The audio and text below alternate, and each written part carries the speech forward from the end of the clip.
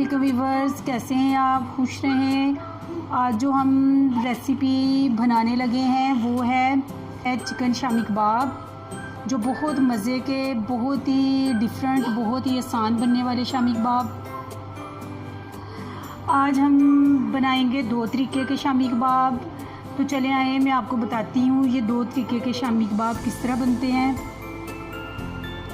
مزیدار شامی کباب بنانے کے لیے جو ہمیں چیزیں چاہیے، یہ ہے 1 کلو چنے کی دال، یہ ہے چکن 1.5 کلو میں نے لیا، یہ 1 پیاز، یہ لہسن اور ادرک، یہ 1 چمچ میں نے لیا نمک کا، یہ آدھا ٹی سپون میں نے لیے ہلدی، یہ میں نے 3-4 پیس لیے ہیں دار چینی کے، اور یہ میں نے 2-3 لیے ہیں بادیان، اور ساتھ میں نے لیا ثابت زیرہ، یہ سرخ مرچ میں نے لیے 2 چمچ۔ یہ کب ڈالنی ہے یہ میں آپ کو بعد میں بتاتی ہوں۔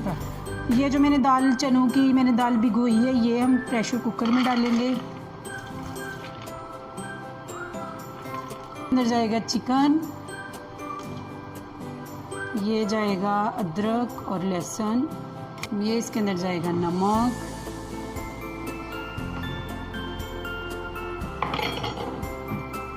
یہ اس کے اندر جائیں گے مسالے، اندر جائے گی ہلدی، یہ سرخ مرچنی میں اس کے اندر ڈال رہی، وہ تب میں ڈالوں گی جب میں یہ سارا چاپ کر لوں گی مسالے کو، پھر اس کے اندر ڈالوں گی، پھر اس کا اچھا ٹیسٹ آئے گا۔ اس کے اندر جائے گا پیاز، جائے گا پانی، تقریباً 1/2 لیٹر میں اس میں پانی ڈالنے لگی ہوں۔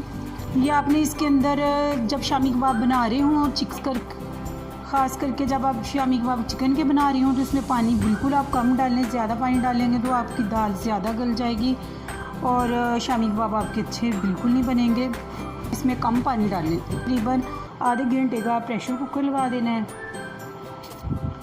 ویورز یہ دیکھیں ماشاءاللہ یہ ہماری دال بالکل اچھے طریقے سے، یہ دیکھیں اتنی آپ نے بھی بوائل کرنی ہے، یہ اچھے سے بوائل ہو گئی ہے۔ اس کو آپ نے زیادہ پانی کے اندر ڈال کے بوائل نہیں کرنا، اس کے اندر وہ پانی آپ کا رہ جائے گا، اور دال بھی اتنی زیادہ نہیں گلانی۔ چاپ بھی کر سکتے ہیں چاپر میں، اور کنڈی ڈنڈے کے ساتھ آپ اس کو کوٹ بھی سکتے ہیں۔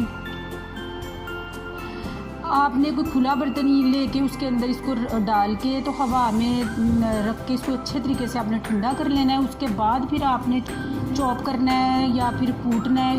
اگر آپ اس کو ہوا میں رکھیں گے تو پھر اس کی گرپ بھی اچھی بنے گی اور آپ کے کباب بھی بہت اچھے بنیں گے۔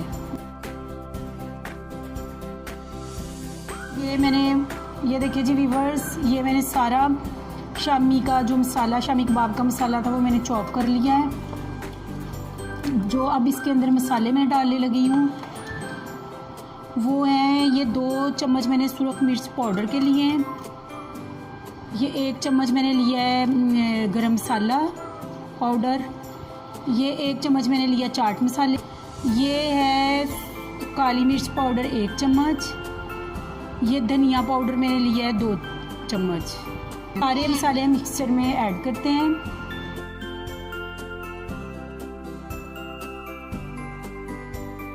جائے گا دھنیا باریک چاپ کیا ہوا۔ اب سارے مکسچر کو ہم مکس کر لیتے ہیں اچھے سے۔ یہ جو مکسچر ہے یہ ذرا تھوڑا سا ہارڈ ہوتا ہے، اس کو بہت اچھے سے آپ کو مکس کرنا پڑے گا۔ یہ مکس ہو چکا ہے۔ شامی کباب 2 طریقے سے فرائی ہوتا ہے، میں آپ کو دونوں طریقوں سے فرائی کر کے بتاتی ہوں۔ یہ آپ تھوڑا سا اس میں سے مکسچر نکال لیں، یہ تھوڑا سا اس میں سے مکسچر نکال کے الگ سے 1 انڈا کے 2 یہ 2 انڈے میں نے اچھے سے بیٹ کر لیے ہیں، وہ اب اس کے اندر جائیں گے۔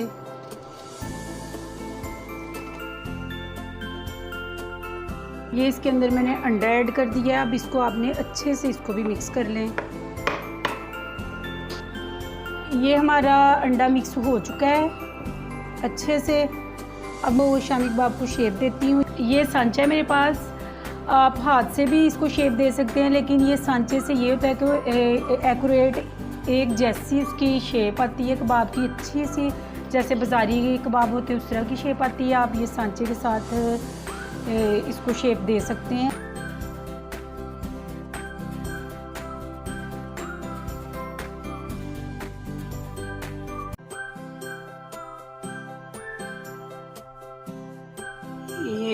ہمارا آئل گرم ہو چکا ہے. اب اس میں ہم اس کو فرائی کریں.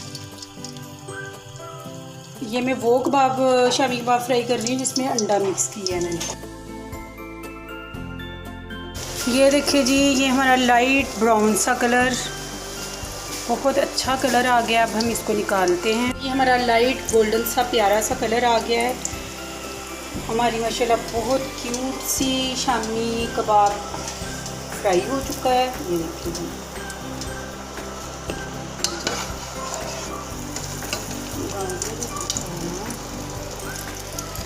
جو انڈا مکس کر کے ہم نے شامی کباب بنانے تھے وہ ہمارے بن گئے ہیں. اب ہم دوسرا انڈا لگا کے اب ہم اس کو فرائی کریں گے.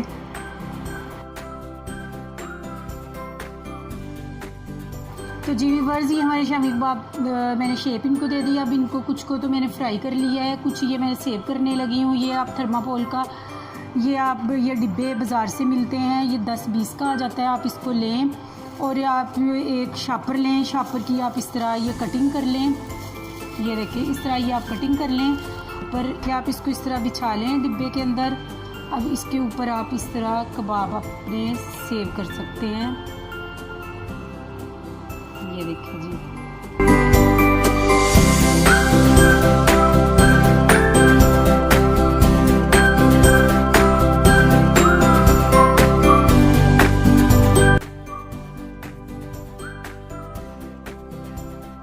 یہ لفافہ اس لیے رکھتے ہیں اس کے اندر کہ یہ آپس میں چپکے نہ اور دیر تک کی آپ یوز بھی اس کو کر سکتے ہیں اس طرح.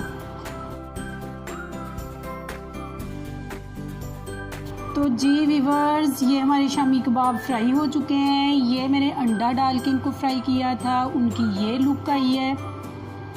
اور یہ میں نے انڈا لگا کے اوپر ان کو فرائی کیا تھا، یہ انڈے میں نے ڈپ کر کے فرائی کی تھی، ان کی یہ لک آئی ہے. ماشاءاللہ دونوں ہی بہت مزے کی بنی ہیں. میری ریسیپی کو ضرور ٹرائی کریں اور مجھے میری ویڈیو کو ضرور لائک کریں اور میرے چینل کو سبسکرائب کریں. اگلی ڈش کے ساتھ پھر دوبارہ ملاقات ہوگی، تب تک کے لیے اللہ حافظ. تو جی ویورز، آپ سے میری ایک ریکویسٹ ہے کہ آپ مجھے سبسکرائب ضرور کریں. پہلے سبسکرائب کا بٹن دبائیں، پھر آپ میری ویڈیو دیکھیں. بہت شکریہ آپ کا، تھینک یو.